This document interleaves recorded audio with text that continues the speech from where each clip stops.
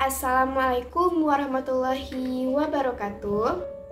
Pada video kali ini, saya akan membahas mengenai teori mimetik.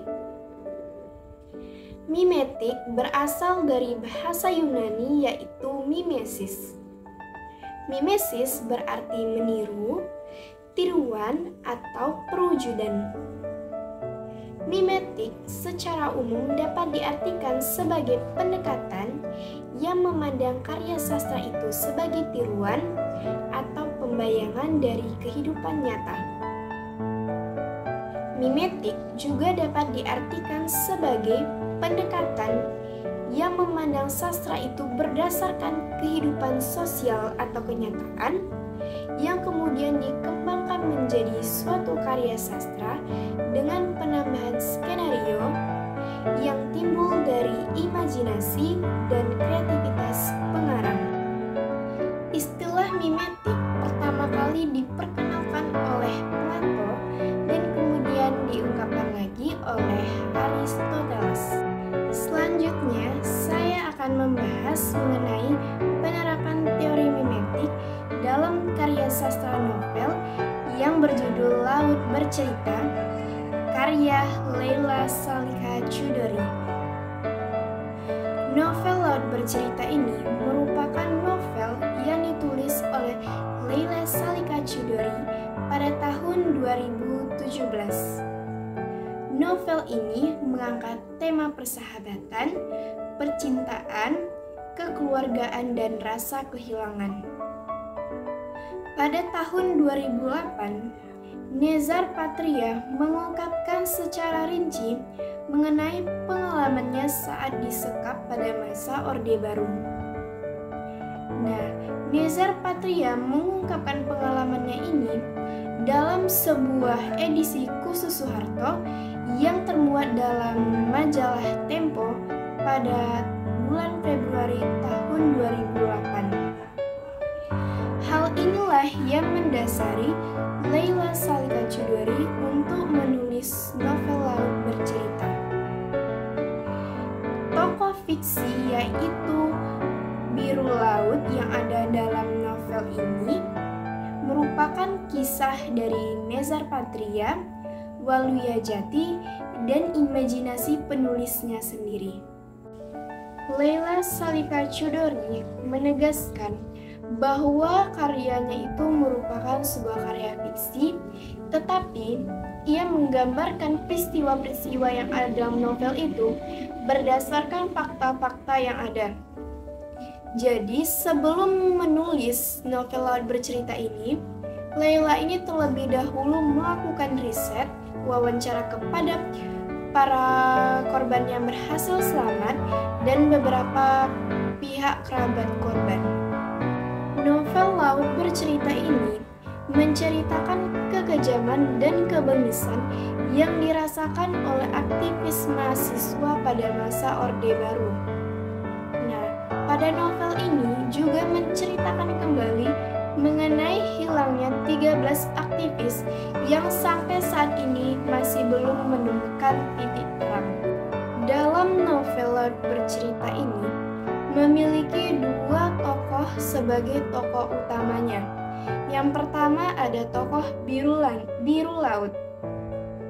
Nah, biru laut merupakan seorang mahasiswa yang cinta akan sastra. Ia dikenal sebagai seorang yang keras kepala dalam melawan kediktatoran pemerintah pada saat itu. Lalu, tokoh utama yang kedua adalah Asmarajati.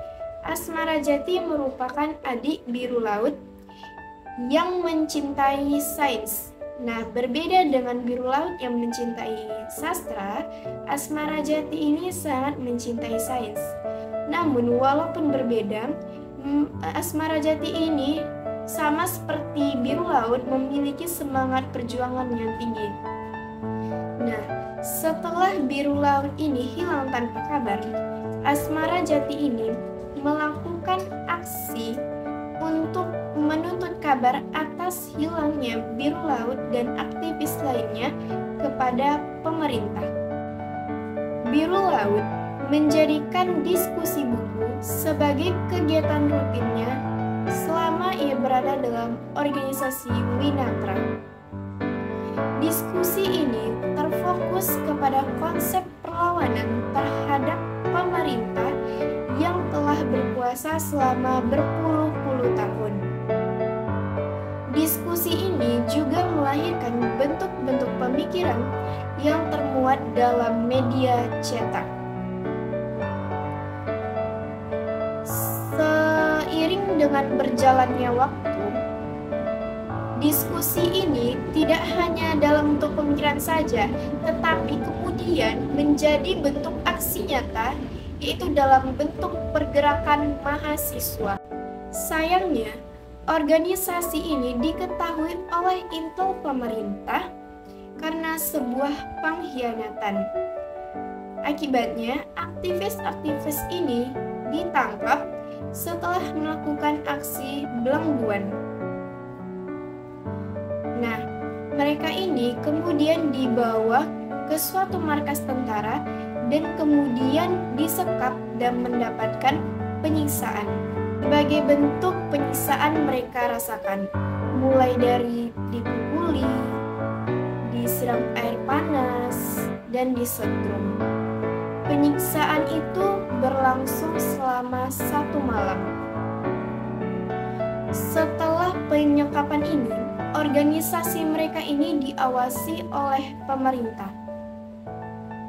Nah, semakin banyak aksi yang dilakukan oleh Biru Laut ini, semakin organisasi ini dicap sebagai organisasi yang berbahaya bagi pemerintah.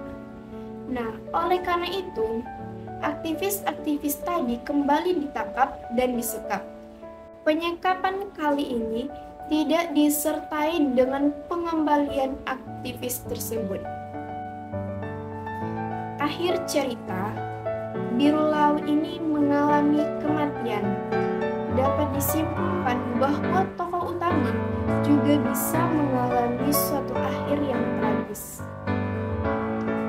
Nah, penyekapan yang awalnya dianggap sebagai tonggak awal untuk mendapatkan keadilan, tetapi malah menjadi gerbang awal untuk menuju kematiannya. Ke laut sesuai namamu, ke kuburan. Begitulah percakapan Laut dengan seorang intel sebelum mengalami kematian. Laut mati dengan diselimuti kegelapan dan kesunyian tanpa diketahui oleh keluarga dan kerabat terdekat. Nah, dari sini kita dapat mengetahui tidak hanya di dalam novel saja, tetapi di dalam kenyataannya, para keluarga korban ini mengalami penderitaan mental yang berlangsung cukup lama, karena mereka tidak tahu apa yang telah terjadi pada korban, dan apakah korban itu masih hidup atau telah meninggal.